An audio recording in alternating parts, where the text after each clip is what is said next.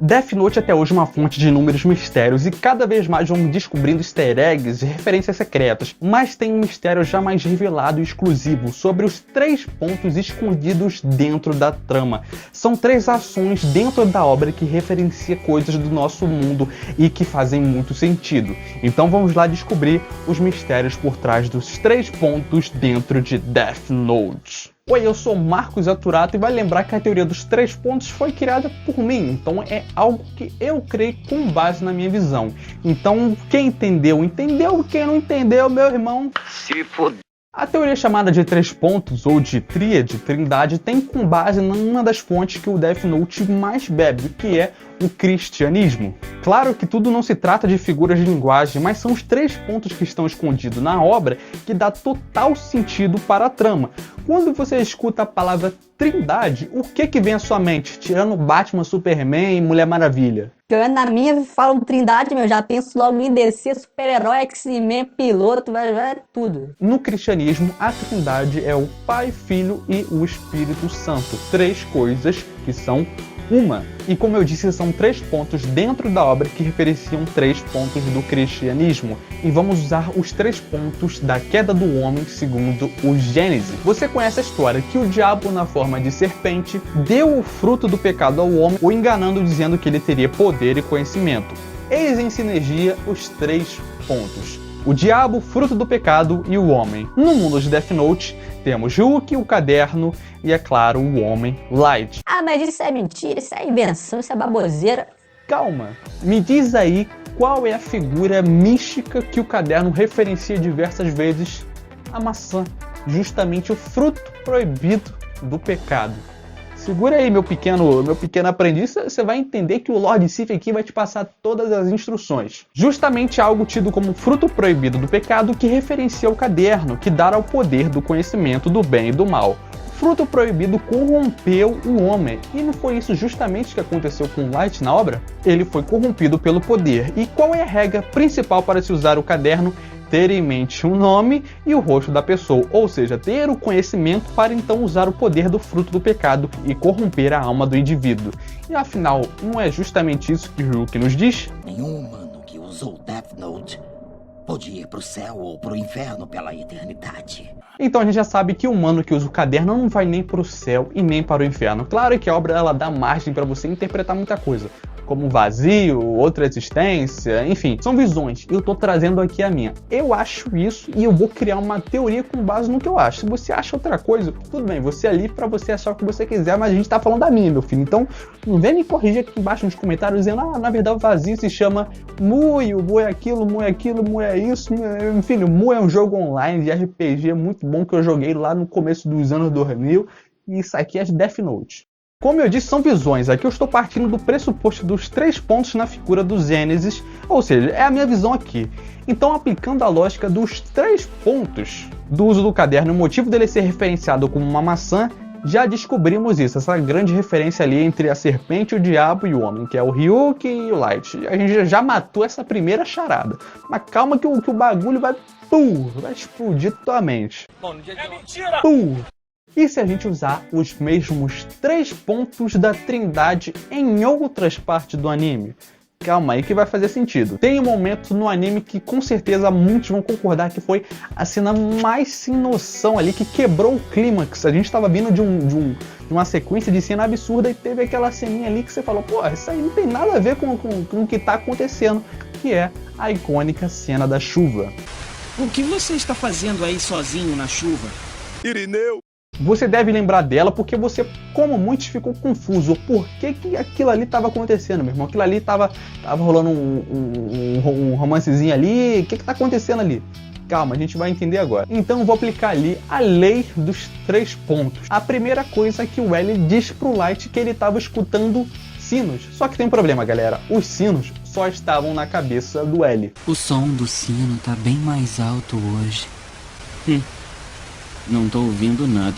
A segunda coisa mega hiper bizarra foi a fala estranha do L para o Light. Me diz, Light, desde a hora em que nasceu, houve algum momento em que você realmente disse a verdade? E a terceira coisa maluca, bizarra, foi que do nada o L para o que ele tá fazendo ali e começa a secar os pés do Light. Com isso, a gente tem 3 pontos. E vamos criar ali a nossa teoria. Porque isso tudo é uma referência à morte de Jesus. Isso mesmo que você está me escutando. No cristianismo é dito que Jesus já sabia que estava perto da sua morte e ele havia sido avisado por Deus, que corresponde ao primeiro ponto, os sinos.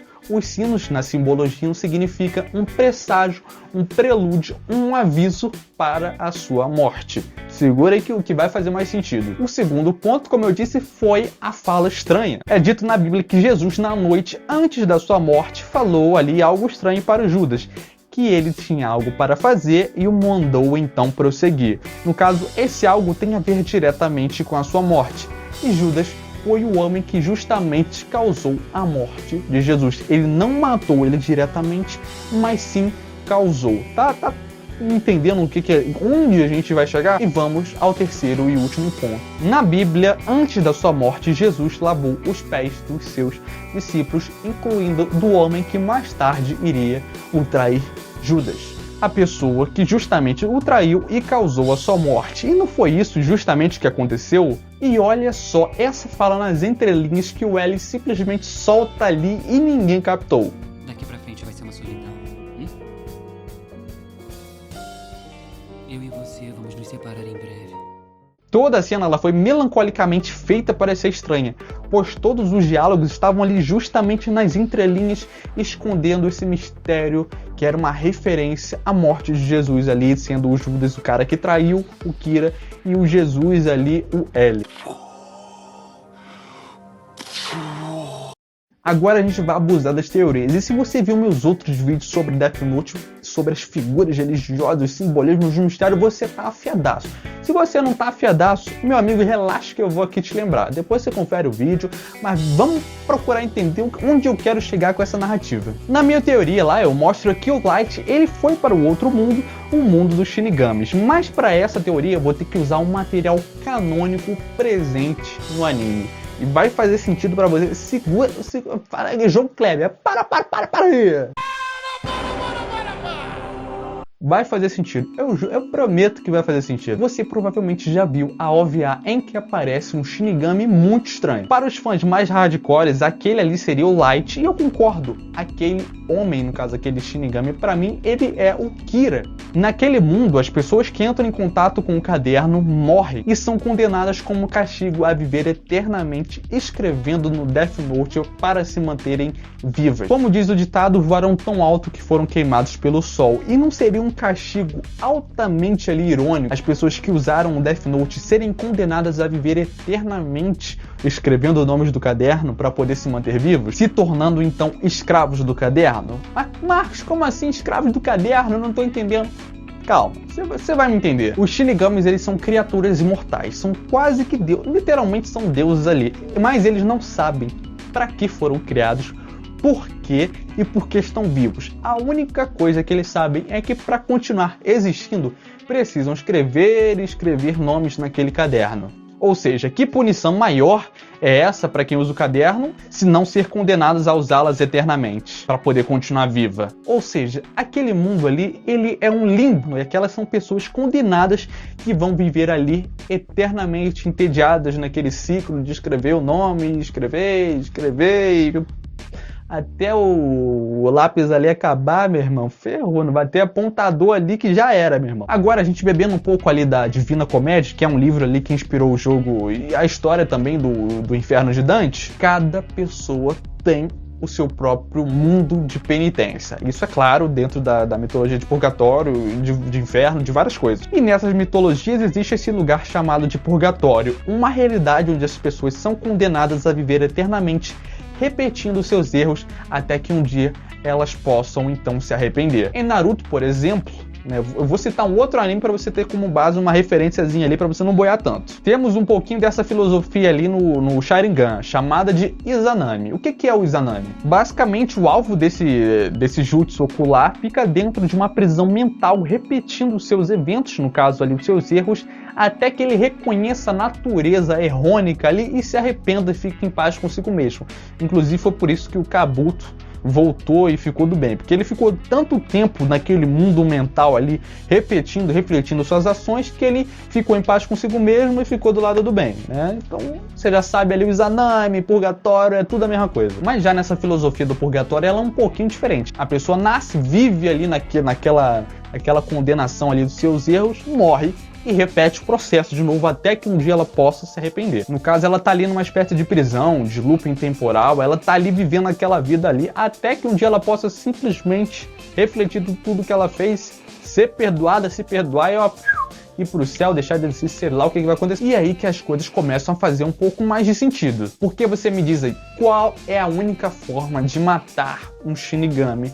É ele o quê? É ele salvar uma pessoa da morte, assim estendendo a vida dela, ou seja, tendo um ato de amor e de compaixão por outro, o salvando, e então ele morre. Foi desse jeito lá que o Shinigami, no caso a Shinigami, né, a Rei morreu. Ela sabia que a Misa ia acabar sendo presa, morta, condenada à morte, e o que ela fez? Ela foi lá e matou todo mundo ali que estava ali, né, ameaçando o perigo da vida dela, morreu se sacrificando e estendeu a vida da Misa. Ou seja, no final das contas, ela se redimiu dos seus pecados e se sacrificou por outra pessoa. Então, se aquele Shinigami lá que apareceu era o Light e ele agiu indo para o mundo humano, ele não fechou o ciclo. Ele não se arrependeu lá no mundo Shinigami. Na verdade, ele ficou bolado, meu irmão. Falou, me conta essa história aí de que esse maluco aí chamado Light. Ele parece comigo, usa gravata, usa tudo, meu irmão. Eu acho que sou eu. Então ele ficou boladão e desceu pro mundo lá dos humanos pra fazer, não sei, fazer alguma coisa. E ele não aceitou a sua morte. No caso, o que eu acho que aconteceu? Quando ele ali não aceitou o fato de que ele morreu e não se redimiu e voltou pro mundo humano, ele reiniciou o loop e reviveu aquele ciclo ali de novo. Ele não se redimiu igual a Shinigami Rain salvou um humano. Na verdade, ele ficou boladão, meu irmão, e desceu de novo. Agora, você tendo isso em mente, de que o Light, ele não se arrependeu, mas na verdade ele voltou pro looping, você vai começar a entender nas entrelinhas o que eu tô querendo te explicar. Me diz aí qual é o nome, você pode abrir lá teu aplicativozinho e me diz aí qual é o nome do primeiro episódio de Death Note. Eu vou ficar aqui. Não, eu vou te falar qual é o primeiro nome do episódio. Rebirth, que significa renascimento. Viu só onde eu quero chegar? Meu filho, tava na tua cara o tempo todo, mas não para por aí. Se aquele mundo ali é um limbo, uma metáfora para o purgatório do Light, para o homem que entrou em contato com o pecado, por isso pecou e tem que viver eternamente dentro daquele processo até que ele se arrependa, então toda a trama de Death Note, na verdade, ali é o ciclo do Light. É uma metáfora para esse ciclo.